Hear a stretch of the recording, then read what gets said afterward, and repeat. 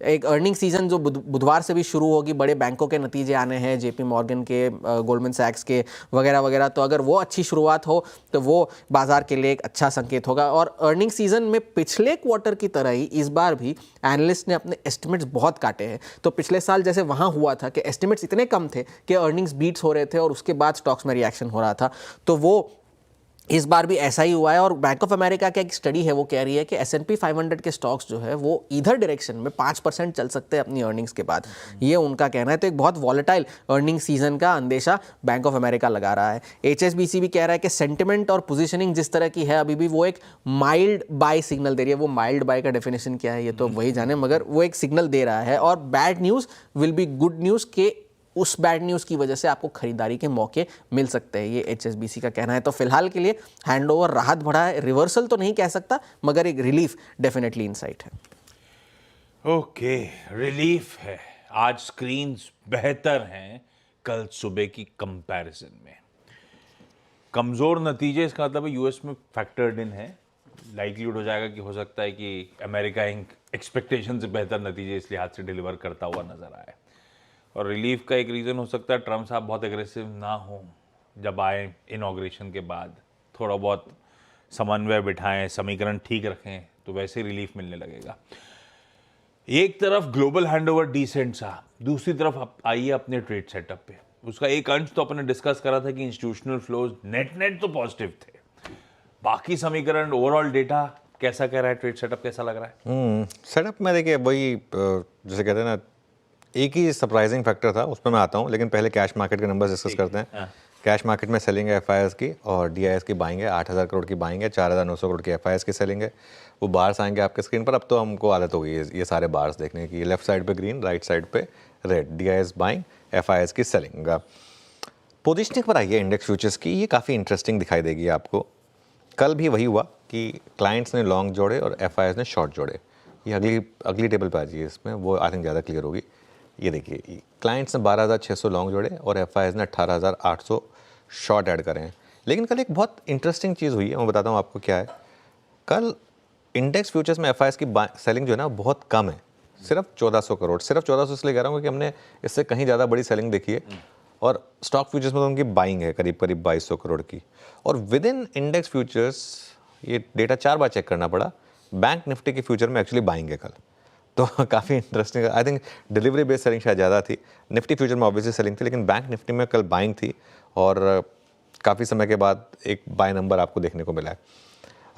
जैसा मैं कह रहा हूँ 1449 के करीब लॉन्ग ऐड हुए हैं और 18,849 के करीब शॉर्ट ऐड हुए हैं। जो शॉर्ट ऑब्वियसली निफ्टी में ज़्यादा ऐड हुए हैं कंपेयर टू बैंक निफ्टी।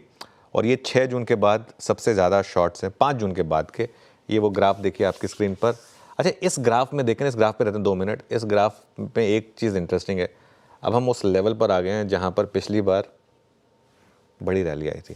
अच्छा, ये नॉर्मली क्या होता है ना, जब भी आप इस ग्राफ पे के इस लेवल पर आते हैं ना, आप उस समय भी सेंटिमेंट उतना ही ख़राब था, उस समय भी आपको कुछ नहीं दिख रहा था कहाँ से ट्रिगर आएगा, लेकिन ट्रिगर कहीं ना कहीं से तो आता है और मार्केट सरपट दौड़ता है। होप है ये कि कहीं ना कहीं से मार्केट को ट्रिगर मिले, लेकिन जो भी है हम ऑलमोस्ट उसी लेवल पर हैं। और जैसे मैं कह रहा हूँ 5 जून के बाद नंबर के हिसाब से सबसे ज़्यादा शॉर्ट पोजीशन पर हैं आप इस समय। वो टेबल आएगी आपकी स्क्रीन पर। ऑलमोस्ट 3 लाख कॉन्ट्रैक्ट के करीब अब हम शॉर्ट पर पहुँच चुके हैं।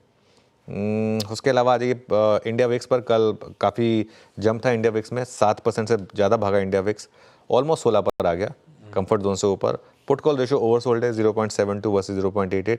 और जैसा हम क्लोजिंग में कल एक्सप्लेन कर रहे थे, आरती इंडस्ट्रीज जो सरप्राइजिंगली काफ़ी स्ट्रॉन्ग स्टॉक रहा है इस मार्केट में भी।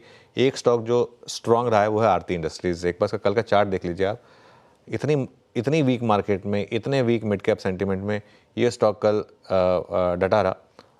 और टुवर्ड्स द एंड इसमें थोड़ी सेलिंग आई, लेकिन ये एक और स्टॉक है जो आज हमारे रेडार पर रहेगा। ऑब्वियसली बैन में आया है, लेकिन सेटअप ठीक है, थोड़ा सा ओवरसोल्ड है। ओवरसोल्ड है, सेटअप ठीक है। और नेट वो जो लॉन्ग का समीकरण था वो आपकी स्क्रीन पर था। एक्सट्रीम पेन में कब ट्रिगर आएगा देखते हैं, क्लोजली वॉच आउट करिए। निफ्टी 50 कल का स्क्रीन पर, और कल सुबह चर्चा हो रही थी 23,350 से 250, मोटा मोटी नवंबर के लोज के आसपास। वो सबसे अहम सपोर्ट है इस बाजार का। एक बार वो ब्रीच हुआ, वो टूटा, तो उसके बाद कोई मायने नहीं है फिर लेवल्स की। और कल ऐसा ही हुआ, वो जैसे ही हमने वो लेवल्स ब्रीच करे सपोर्ट जोन को, उसके बाद किस तरह से बियरिश सेंटिमेंट्स कंपाउंड होते ही चले गए, दिन के लोस पे जाके सेशन की समाप्ति। ऐसे में अब वैसे आपने कह रखा है लेवल्स की कोई अहमियत नहीं, रेजिस्टेंस की कोई बात करने की जरूरत नहीं इस बाजार में। आज थोड़ा सा रिस्पाइट दिख रहा है, थोड़ा बहुत हम समीकरण सुधार रहे होंगे। क्या वॉच करोगे आप स्क्रीन्स खुलने के बाद? इन्फ्लेशन थोड़ा सा कंड्यूसिव, ग्लोबल समीकरण हॉर्मास कह रहे हैं थोड़ा बहुत ठीक, अपने आप बहुत तगड़ी सेलिंग का मूड माहौल था, हो सकता है मूड पटरी पे आ रहा हो, मंगलवार का दिन है। क्या वॉच करूं स्क्रीन्स पे, क्या लेवल्स देखूं और अप्रोच जनरली क्या रखूं? बिल्कुल, देखिए आज मैं ना कोई आपको सपोर्ट या रेजिस्टेंस नहीं बताने वाला ठीक है। क्योंकि अगर मैं कह रहा हूँ कि लेवल्स का कोई मायने नहीं है, उसके बाद मैं आपको फिर सपोर्ट और रेजिस्टेंस बता दूँ तो फिर मेरी तरफ से डबल स्टैंडर्ड हो जाएंगे। तो इसके लिए मैं आज सिर्फ एक अप्रोच लेके आया हूँ। देखिए पहली अप्रोच तो ये होगी, मार्केट में जो मर्जी रीज़न हो, जिस मर्जी से वीकनेस आ रही हो, मार्केट के ट्रेंड को रिस्पेक्ट करें। अगर मार्केट का ट्रेंड नीचे का है, गैप अप में सेलिंग, मार्केट का ट्रेंड अगर बहुत स्ट्रेंथ का है, गैप अप गैप डाउन में बाइंग। पहली ट्रेड तो ये होती है। पहली ट्रेड तो ये होगी कि जहाँ पे रैली फेल हो आज सुबह, अब वो 100 पॉइंट ऊपर हो, 150 पॉइंट ऊपर हो, 200 पॉइंट ऊपर हो, जितनी बड़ी रैली उतनी बड़ी सेलिंग अपॉर्चुनिटी। सिंपल। अब मुझे हैरानी नहीं होगी एक बार के लिए निफ्टी रेड में भी आ जाए तो, निफ्टी आज, क्योंकि टेक्सचर बहुत ख़राब है हमारी मार्केट का, कॉन्फिडेंस नहीं है हमारी मार्केट में बिल्कुल भी, और लोग मौके ढूंढ रहे हैं कि बस मौका मिल जाए मुझे, मैं बाहर निकलूं। तो ये एक कारण है। हाँ, इस मार्केट में आज एक चीज़ ज़रूर हो सकती है, क्योंकि क्यूज हमारे पास थोड़े अच्छे हैं, सेकंड लोअर लेवल से थोड़ी बाइंग आ सकती है वापस। तो जब दूसरी रैली जो होगी ना, वो नॉर्मली मार्केट का बड़ा टेस्ट होगी। मेरा ये मानना है पोजिशनल शॉट अगर आप हैं, पोजिशनल शॉट 23,500 से पहले डरने वाला नहीं है। कोई एसटीबीटी करके बैठा है वो भले कवर कर ले, लेकिन पोजिशनल शॉट डरने वाला नहीं है 23,500 से पहले।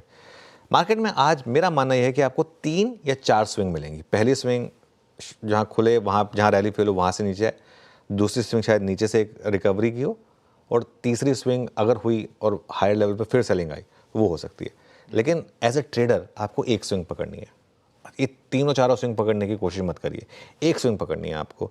सबसे आसान स्विंग जो मेरे ख्याल से, मैं गलत हो सकता हूँ, सबसे आसान स्विंग जो मेरे हिसाब से होगी वो होगी जहाँ पे रैली फेल हो वहाँ पर बेचकर एक दिन के हाई का स्टॉप लॉस लगा दीजिए।